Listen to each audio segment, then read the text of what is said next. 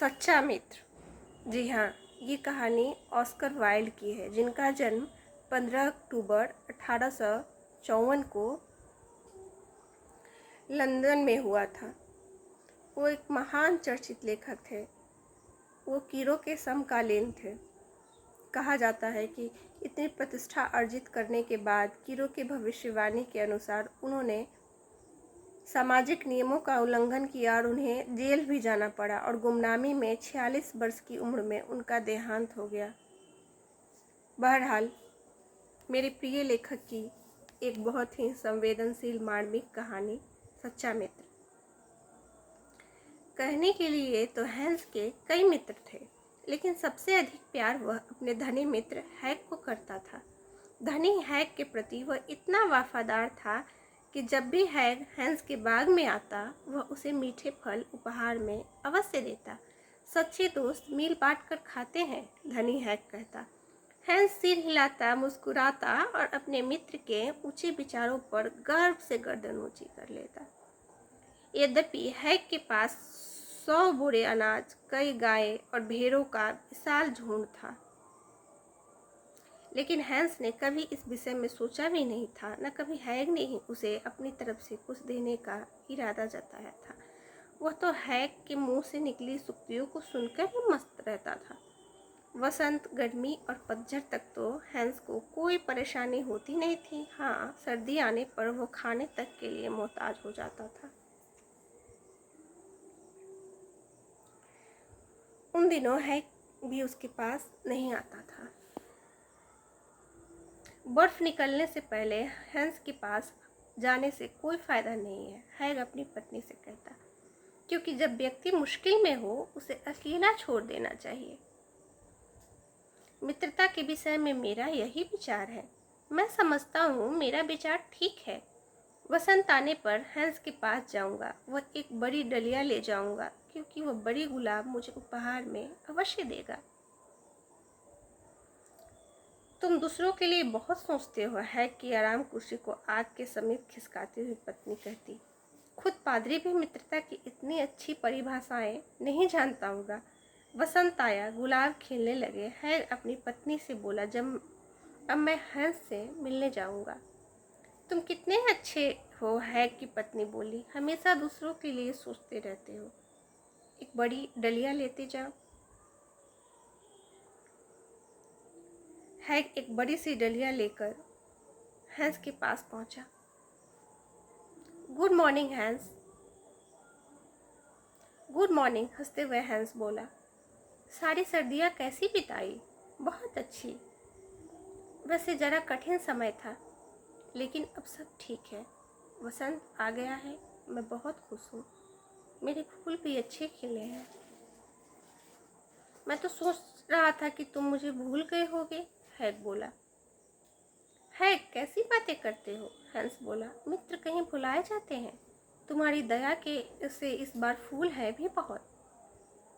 उन्हें बाजार में ले जाकर दीवान की पुत्री की शादी में बेचूंगा और अपनी ठेला गाड़ी वापस खरीद लूंगा। ठेला वापस ले लूंगा? क्या मतलब, तुमने क्या उसे बेच दिया? यह क्या बेवकूफ़ी की, हैग बोला। हाँ, हैंस बोला, बेवकूफ़ी तो की, लेकिन सर्दियों में बहुत दिक्कत हो गई थी। खाने के लिए पैसे नहीं थे। मैंने अपने चांदी के बटन बेचे, फिर चांदी की जंजीर और अपना पाइप बेचा, फिर ठेला। लेकिन एक एक करके सब वापस ले लूँगा। हैग बोला, मैं अपना ठेला तुम्हें दे दूँगा। खास मरम्मत की ज़रूरत तो नहीं है। हाँ, एक तरफ का हिस्सा टूट गया है, उसके पहिए में भी कुछ गड़बड़ है, लेकिन फिर भी मैं तुम्हें दे दूँगा। वैसे जानता हूँ कि लोग बाग हंसेंगे कि भावना में बहकर मैंने कितनी अच्छी चीज़ दे दी, लेकिन हंसने दो। मैं सबसे अलग हूँ। मित्रता की धुरी हृदय की विशालता है। मेरे पास तो नया ठेला है, तुम सोच लेना अच्छी तरह। वास्तव में तुम बहुत अच्छे हो, खुशी से चहकते हुए हैंस बोला। मेरे पास लकड़ियाँ हैं, मैं आराम से उसे ठीक कर लूँगा। लकड़ी? मुझे अपनी छत के लिए लकड़ी चाहिए। उसमें एक बड़ा छेद हो गया है। अगर उसे बंद न किया तो सब मक्का गीला हो जाएगा। कितना अच्छा हुआ तुमने बता दिया। मैं तुम्हें अपना ठेला दूंगा, तुम मुझे लकड़ी दे दो। लकड़ी से ठेला कहीं अधिक कीमती है, लेकिन सच्ची मित्रता में रुपया बीच में नहीं आता। जरा जल्दी से लकड़ियाँ दो तो मैं खलिहान में आज ही से काम शुरू कर दूँ। जरूर जरूर कहकर हैंस दौड़ता हुआ गया और गठरा खींच लाया। ज़्यादा बड़ा तो नहीं है, हैग उसे देखकर बोला। खलिहान की छत ठीक करने के बाद ठेले के लिए मुश्किल से लकड़ी बचेगी, पर इसमें मेरी तो कोई गलती है नहीं। हाँ, जब मैंने तुम्हें अपना ठेला दिया है तो तुम मुझे कुछ गुलाब दे दो। यह रही डलिया, जरा ठीक से भर दो। पूरी भर दूँ? हैंस जरा सोच में पड़ गया, क्योंकि डलिया बहुत बड़ी थी।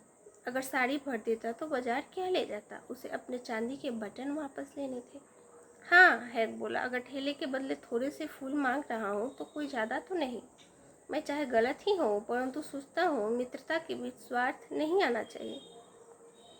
मेरे प्यारे दोस्त, मेरे अच्छे दोस्त, हैंस चिल्लाया, तुम मेरे बाग के सारे फूल ले लो। तुम्हारी अच्छी अच्छी बातें चांदी के बटनों से कहीं ज़्यादा कीमती हैं।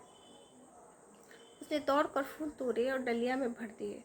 गुड बाय कहकर हैग एक कंधे पर लकड़ी का गट्ठर और एक हाथ में फूलों की डलिया लेकर ऊपर चल दिया।